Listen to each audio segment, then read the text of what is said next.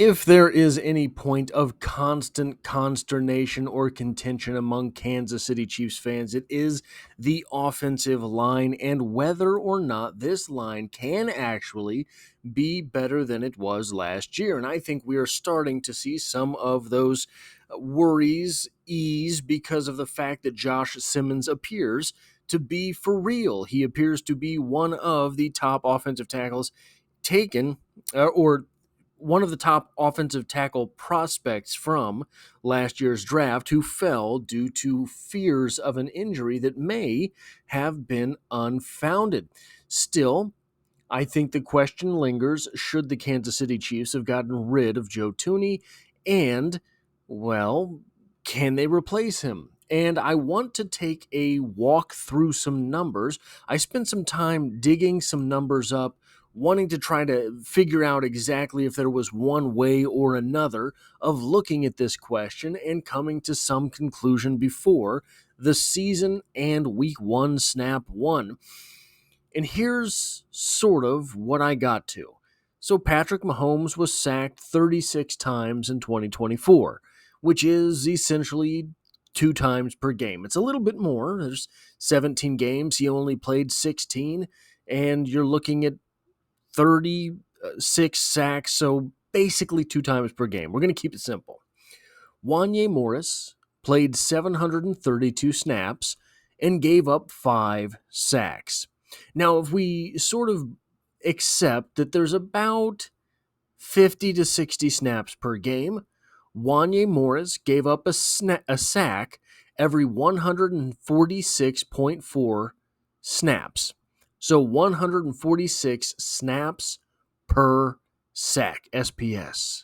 Your newest statistic from PFF. SPS, snaps per sack. I keep wanting to say snacks per sack, but that is a different problem entirely. And maybe why DJ Humphries is no longer a Kansas City Chief. Wanya Morris, 146 snaps per sack. That's about 1 every 3 games. Doesn't sound so bad. It's not great, but it doesn't sound so bad. But Kingsley Suamataia played 195 snaps and gave up 3 sacks. That is 65 snaps per sack. Again, that's way lower, but it's still not a sack every game. DJ Humphries played 92 snaps for the Kansas City Chiefs last year and gave up 3 sacks in those 92 snaps. That is 30.7 snaps per sack. That's basically two sacks per game. So 50 to 60 snaps per game. You're looking at 2 sacks per game there. But Jawaan Taylor, who I have often given credit, I have often gone out of my way to say Jawaan Taylor's not as bad as it seems. Gets a lot of penalties. He's a liability in the running game, but he's not that bad in the passing game, I thought. And I think that holds true. I think that it might not look great here, the numbers that I'm about to give you, but if you compare them to the league-wide, probably this is somewhere in the middle of things. Probably this is somewhere near average. Jawaan Taylor played 1,092 snaps last season and gave up 7 sacks. That is 156 snaps per sack. That is only 10 snaps better than Wanya Morris. Wanya Morris, who you could tell on the field was struggling.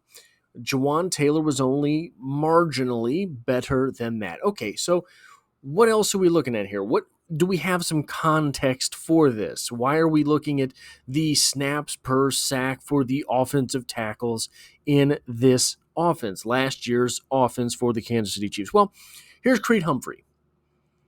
Creed Humphrey played 1,115 snaps, gave up 0 sacks. This is all according to PFF, right? So you have Kingsley giving up a sack every 65 snaps.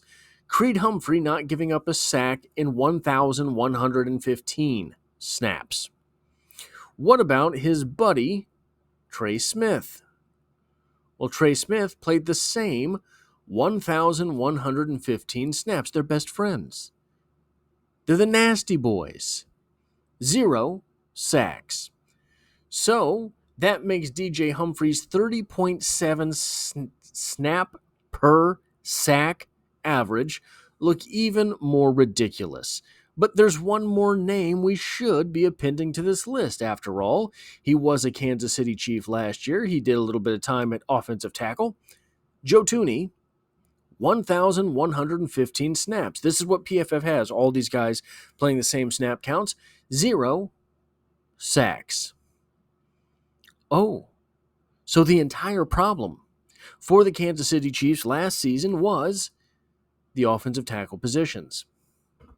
We kind of intuited that. We kind of knew that. We kind of saw that on a Sunday by Sunday basis. But there's something else that we have to talk about, because Joe Thuney did play some time at left tackle. Someone stepped onto the field for him and played left guard. That someone, for the most part, Mike Caliendo. How did Mike Caliendo do? I mean, we know Creed Humphrey is all-pro. Trey Smith just signed a $94 million deal. Joe Thuney may be the best guard in football. How did Mike Caliendo do when he stepped onto the field? Did he average 146.4 snaps per sack like Wanye Morris? Did he average something meagerly like Kingsley Suamataia's 65 snaps per sack? Did he do something embarrassing like DJ Humphries, averaging just 30.7 snaps per sack? Well, a little bit of a different answer. So the big question is, why talk about this at all? Can Kingsley Suamataia go from a guy, an offensive tackle, who is giving up a sack every 65 snaps, to a competent left guard? Can he do that?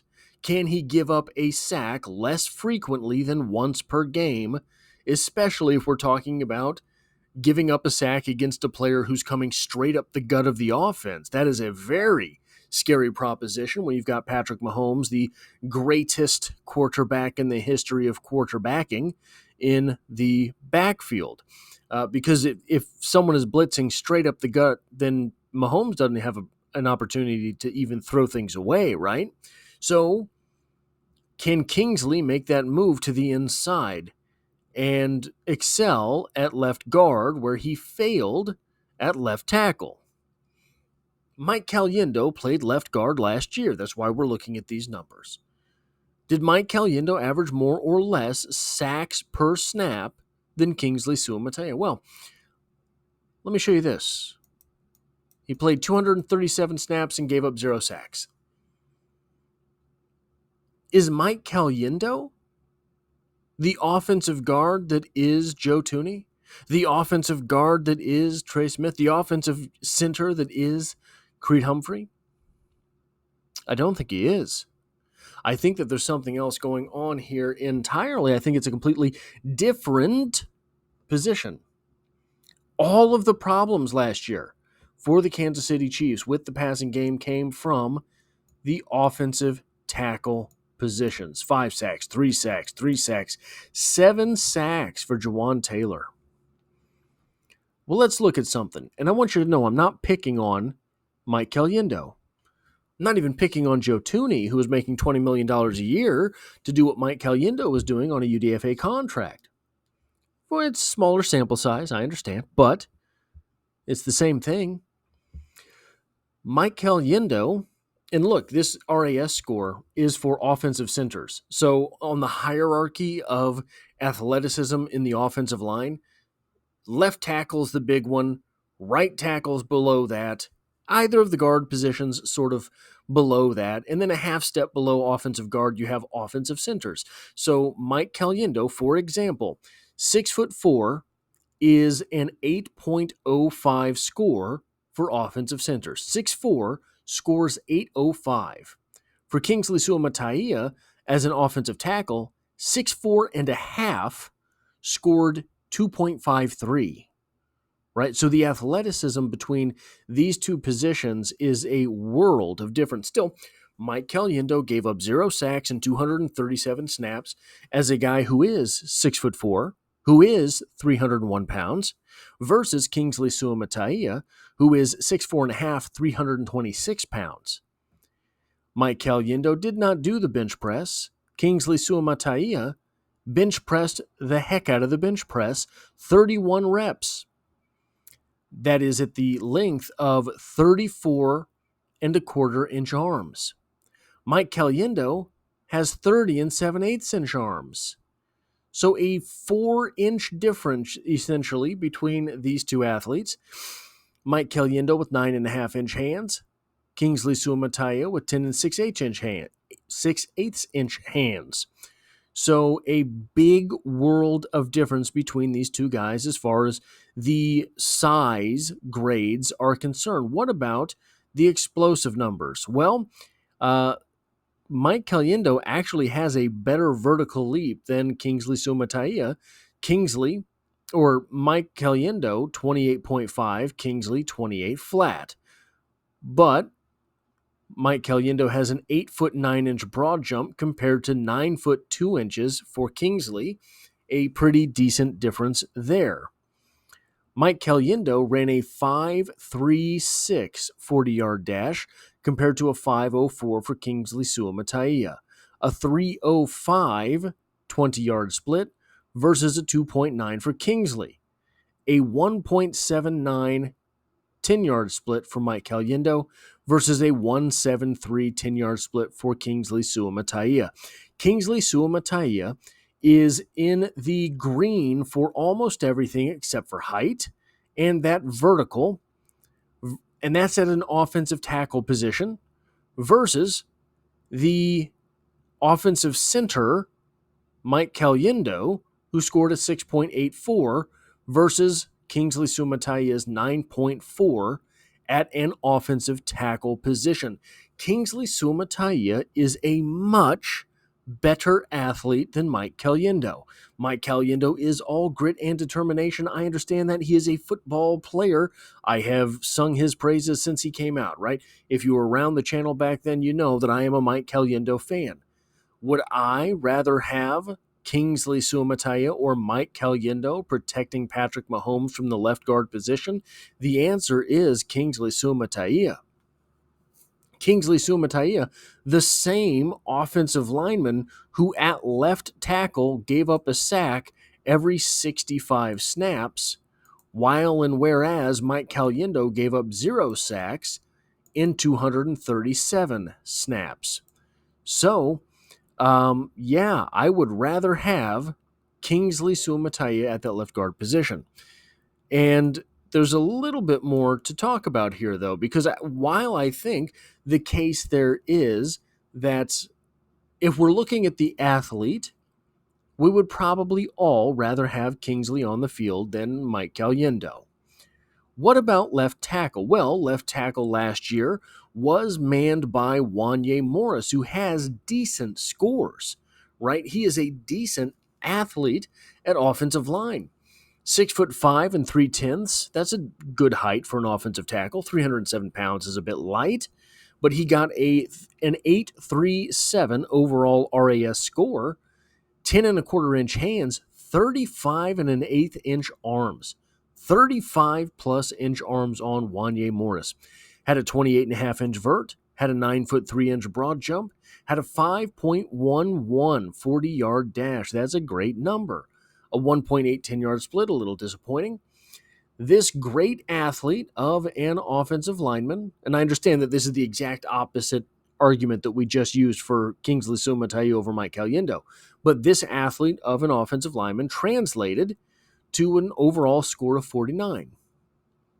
45.1 pass blocking, 45.6 run blocking. But I wanted to be fair and not just come out here and say, yeah, but we're talking about Joshua Simmons over Wanya Morris. Of course, obviously, Joshua Simmons is the answer. Of course, obviously, we saw everything that Wanya Morris has had to offer the past couple of seasons. But I wanted to keep things as fair as possible, so I dug up a resource here. From Bleacher Report, This is the summary of Wanya Morris as he was coming out. Overall, Morris has a hot and cold element to his game, with glaring lapses in technique and clean losses. But he has plus power, plus athletic ability, length, and flashes of dominance that will allow him to compete for a backup role with starting tackle potential within his first contract, which is exactly what we've seen. Grade 6.8, potential role player, round 4. Well, golly, if you change that 4 to a 3, that's exactly what we've seen. Overall rank 111. I think he was selected 93rd overall, so pretty close. Had some needs at offensive line, so you take him a little bit over, 20 spots over his grade. Rank offensive tackle number 9. That's respectable. Top 10 offensive tackle position in the class. Top 115 prospects in the class. Here's what they said about Josh Simmons this past cycle. Overall, there's a question on how much of Simmons' early season dominance is due to a lack of competition or him being that much better. But there's no doubt that his size, movement skills, play strength, and technique are on the level of an immediate starting left tackle in the NFL. Grade 8.0 versus 6.8. 8.0 is a year one starter and a first round pick. Overall rank 25 versus 111. Overall offensive tackle rank 2 versus 9. Now, I do still like Wanya Morris. I think that Wanya Morris could be a right tackle. I think Wanya Morris, we saw definitive strides from Wanya Morris last year. I think that he did look better in his second year than in his rookie year. So I think that you're talking about a guy who is taking coaching. I think you're talking about a guy who does, in fact, have plus strength, plus power, plus length. So would the move to guard have benefited Wanya Morris as well? Could it still? Is there someone out there willing to take Wanya Morris off the Chiefs' hands for a 5th round pick, 6th round pick? Is something like that doable? I think that it might be. And I understand that I'm using the exact opposite arguments for these two players that when you're looking at Kingsley Suamataia, well, Mike Caliendo's gotten it done. He doesn't need all the athleticism. Well, when you're looking at Wanya Morris and Joshua Simmons didn't do any testing. Would he have done well? We don't know, but Wanya Morris is an athlete. So how can we discount him? I think they're different things. We're looking at the reality of Joe Thuney, Trey Smith, and Creed Humphrey giving up 0 sacks on 1,115 snaps apiece. But Mike Caliendo did it at left guard too. I think what we might be in store for actually is an offensive line. Look, Josh Simmons gets a lot of credit for his pass blocking. But if you go back and you really watch, he gets nasty in the run blocking too. You might be looking at 4+ run blocking offensive linemen from left to right: Josh Simmons, Kingsley Suamataia, Creed Humphrey, Trey Smith, that can absolutely get nasty in the running game. So we might be looking at an offensive line that solves the tackle position, or at least the left tackle position. Jawan Taylor's probably still going to be wandering out there drawing penalties, but at least solves the left tackle position. And by virtue of the fact that they solve one tackle position, the entirety of the passing game could be renewed for the 2025 season. But they might also have very quietly put together a top 5-ish run blocking offensive line as well. Kingsley Suamataia can run block. We saw it last year. We saw it, I think, especially in the preseason last year. We saw it. He moves people. Trey Smith moves people. Creed Humphrey moves people. if Josh Simmons gets out there and is that type of people mover, Kareem Hunt's going to make some long Sundays. Isaiah Pacheco is going to pop off for the longest runs of his career. And then you have two speedsters in Elijah Mitchell and Brashard Smith who are just waiting to make you remember Jamal Charles. This offensive line, with just a couple of moves, and, by the way, losing what was roundly considered to be their best offensive lineman in Joe Thuney, may have upgraded everything else so dramatically through just finishing and solving the left tackle position, allowing a basically super athlete like Kingsley Suamataia onto the field at the left guard position. That is all I have for this video. If you like or appreciate what it is that I do here, hitting a like button really does help me out, as it tells YouTube to share this video with other Kansas City Chiefs fans. And if you find yourself here by chance but not design, the Chiefs are the only thing I talk about on this channel, dropping multiple videos every single week. And as always, I hope to have you back for the next one.